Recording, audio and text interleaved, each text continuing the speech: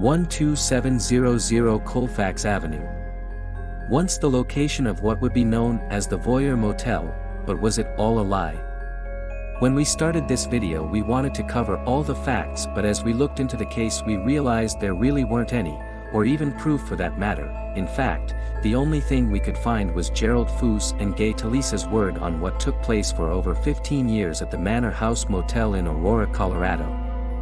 The only other person who supposedly knows anything about this taking place based on our findings was Gerald's first wife, whom he claimed helped him and sexually pleased him while he watched, but she was long dead before he made any claims publicly about the Manor Motel to either verify or defend herself from these claims.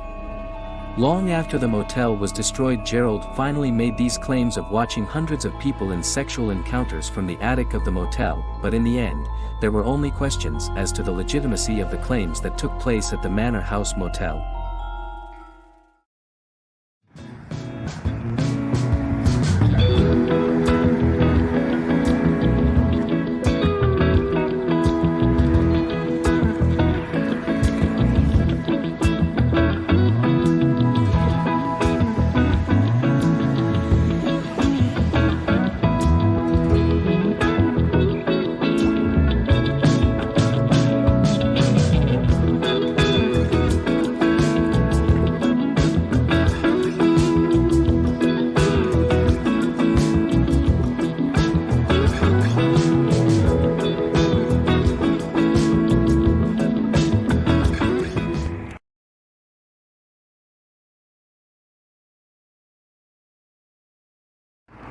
What is going on, people? Terry here from Blunt Trips, coming to you from what used to be the location of the Manor House Motel, aka Voyeur's Motel.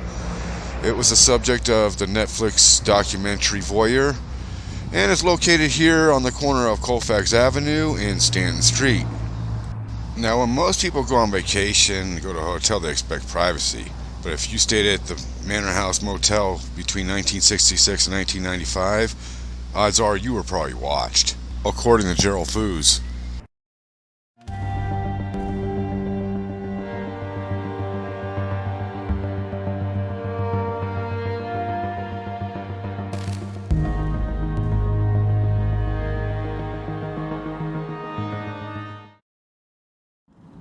According to Gerald Foos, he watched thousands of people between 1966 and 1995. But the problem with that is he sold the property between 1980 and 1988 and didn't have access to the utility room, which he claims he had built the access to the attic. Now, after the book was released and that was discovered, they announced that Gerald still had keys to the property. But the problem with that is, in 8 years, somebody would have noticed him going into the utility room, yet nobody reported anything or went to go look what he was doing.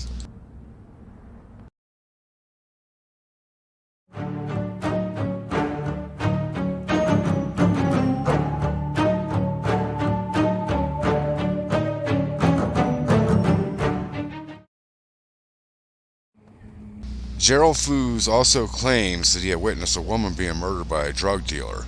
But the problem with that is, when we looked, there's no record of a murder here. A woman being picked up, where did the body go if he witnessed his murder? In fact, when we searched, this hotel's location was one of the few hotels on Colfax that didn't have a murder reported at it. Now, supposedly there's only 3 people that knew about this hideout. There was Gerald Foos, Gay Talisa, who wrote the book, and Gerald Foos' wife, Donna. Even after supposedly seeing this hideout one time, Gay Talisa questioned the credibility of his own book.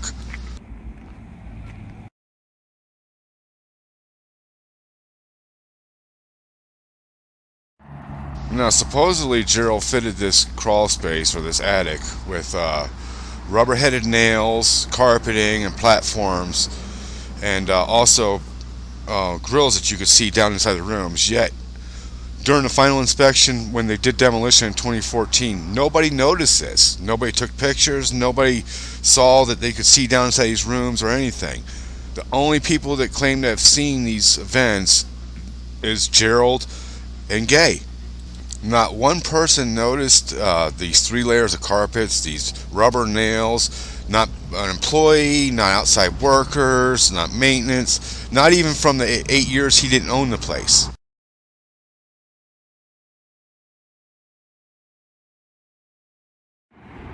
And you know, in all those years from 1966 to 1995, somebody had to go in that attic when they installed cable, something. At some point, somebody else had to go into that attic. Even in the 8 years he didn't own the place, yet nobody noticed this platform. Nobody noticed these vents that you could see in the room. Any of this. And of course, none of this came out publicly till it was, I believe, 2016 or 2017. So it was a few years after they demolished the place, so there was just no way of verifying any of this.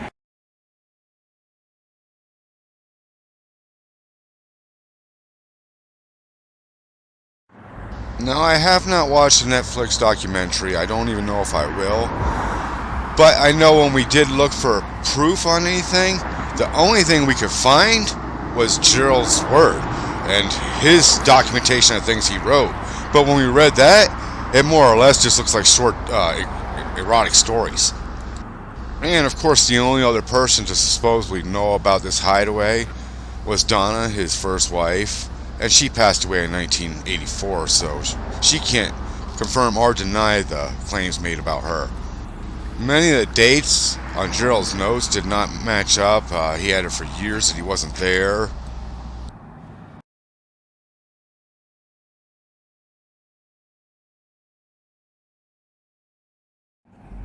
Now, supposedly Gerald used 3 layers of carpet and used rubber-tipped nails to on the floor to secure the wood. But the problem with that is wood creaks. Doesn't matter what you put over it, wood's gonna creak. You're telling me in that many years nobody heard a creak up there, anything, nobody looked one time? I know when I go to a hotel, it's almost instinct to look for cameras inside the bathrooms and bedrooms. Now, I'm not saying Gerald Foos' claims didn't happen. I'm just saying we couldn't find any proof, and we searched. We searched everywhere, and the only 3 people to supposedly know about it, one's dead, one wrote the story, and one profited from it. You guys decide. Anyways, I'm Terry, and I'm out of here. You guys stay cool.